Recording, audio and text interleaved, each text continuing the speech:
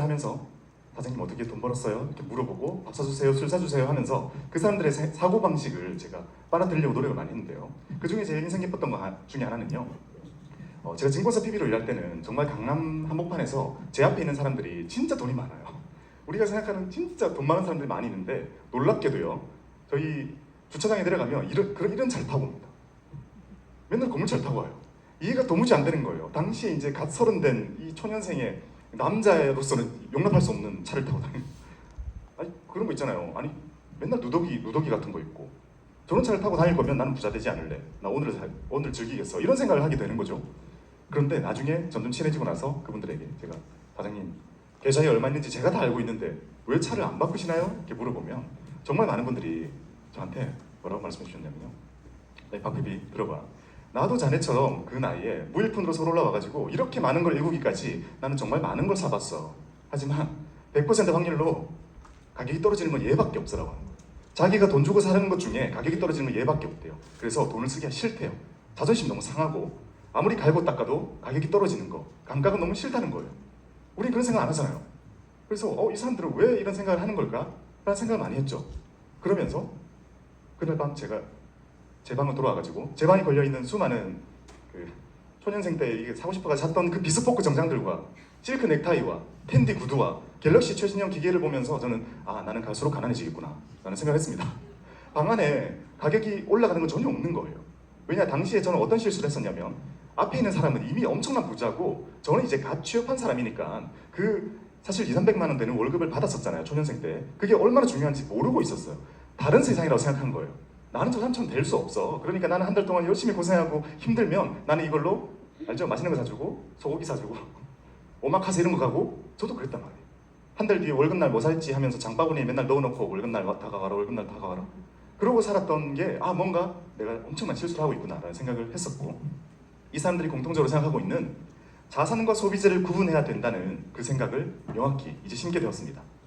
자산가들은요 자기가 사는 걸 자산이라고 생각하고 절대 가격이 떨어지지 않는 것만 골라 산다고 하죠. 그 사장님도 그런 말씀을 했습니다.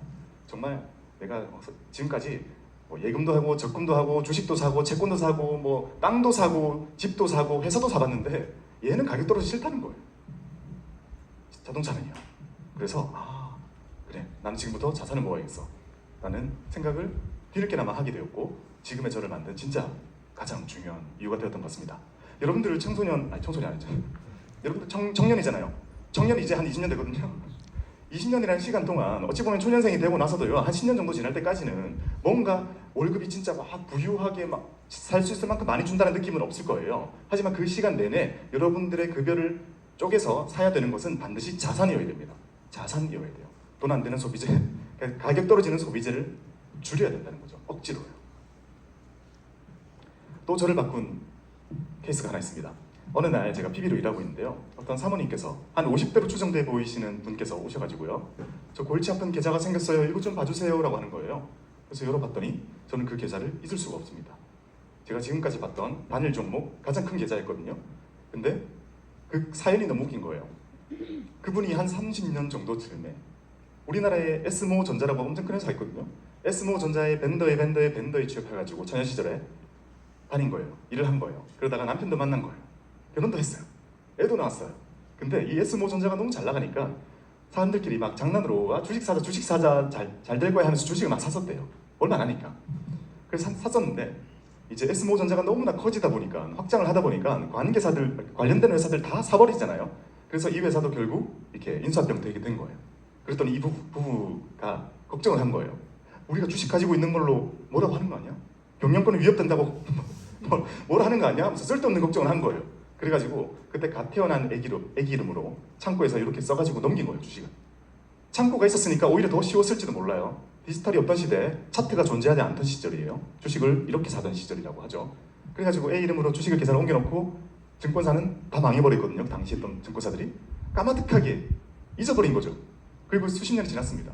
그리고 나서 디지털이 발달하고 나니까 뒤늦게 애기 이름의 계좌가 발견되는 겁니다. 주식 계좌가. 그래가지고 엄청 부부싸움을 했다고 하더라고요. 당신 주식 못하겠더니 애 이름으로 계좌를 터가지고 나 몰래 주식을 해. 싸운 거죠. 그래서 그걸 가지고 보여줬는데 그 안에는 S모전자가 43억이 들어있었습니다. 저는 잊을 수가 없었어요. 그리고 더 놀라운 건 매수 단가가 오류나 있더라고요. 왜 오류나 있는지 모른대요. 이게 언제 어디서 왔는지. 확실한 건 이제 예탁결제원에 들어있는 주식의 수량은 정확한 거예요. 그래서 그 기사를 보고 분명히 전날 늦은 시간까지 이 디램의 가격 추이를 공부하던 저는 현타가 오는 겁니다. 누가 돈을 버는 거지? 앞에 있는 사람은 S모전자에 대해서 하나도 몰라도 돈을 버는 거예요. 그래서 저는 내가 돈을 빨리 벌려고 맨날 밤새서 공부하고 주말마다 스터디 나가고 저기 자산가들 쫓아다니면서 정보를 얻으려고 했던 모든 노력이 뭔가 잘못됐구나라는 생각을 하게 됐습니다. 왜냐? 우리는 돈을 벌 수 있는 기술을 연마하기 위해서 공부도 하고 열심히 뭔가를 하잖아요. 근데 기술이 없다고 해서 투자를 하면 안 되느냐? 돈을 못 버느냐? 전혀 아니었다는 거죠. 왜냐하면 우리 모두에게 동일하게 가지고 있는 자원인 시간이라는 자원을 이용하지 않았기 때문이라고 저는 생각을 해요. 그래서 여러분들 중에서도 분명히 아예 게으르시거나 아니면 뭔가 하고 있는 일이 너무 바빠서 나는 공부할 시간 하나도 없어, 나 진짜 증권 뭐 이런 거 하나도 볼 시간이 없어라고 한다고 투자를 안 하면 된다고 안 하면 안 되는 거예요.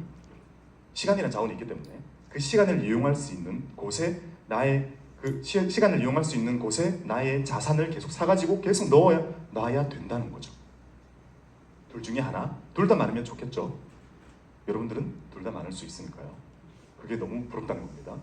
10년 전으로만 돌아가도 과거로 돌아가지고 그래 그때 가가지고 엔비디아 사면 끝나잖아 이런 개념이 아니라 그 시간으로 돌아가서 나는 올바른 투자를 시작해서 자산을 끝없이 사서 계속 묻어두었다면 지금 걔네들이 얼마나 큰 자산이 되어서 돌아올까라는 생각을 끊임없이 합니다. 지금도요. 자산을 사시고요. 꼭 묻어두세요. 시간의 중요성입니다. 자, 자산과 시간, 이제 빌드업이 진행돼 가고 있습니다. 여기에 한 가지 원리가 더 붙어야 되거든요. 이게 너무나 중요합니다. 그냥 묻어두면 안 돼요. 예를 들면 나 주식 몰라, 나 투자 몰라, 채권도 모르겠고 예금으로 묻어둬야지. 안 돼요. 예금 금지입니다. 안 돼요. 왜냐? 자, 여러분들에게 두 가지의 선택지를 드리겠습니다. 한쪽은 지금 당장 10억 원을 받는 거예요. 진짜 드리진 않겠지만 기분은 되게 좋죠. 10억 원을 받는 게 있고 한쪽은 100원을 받는 겁니다.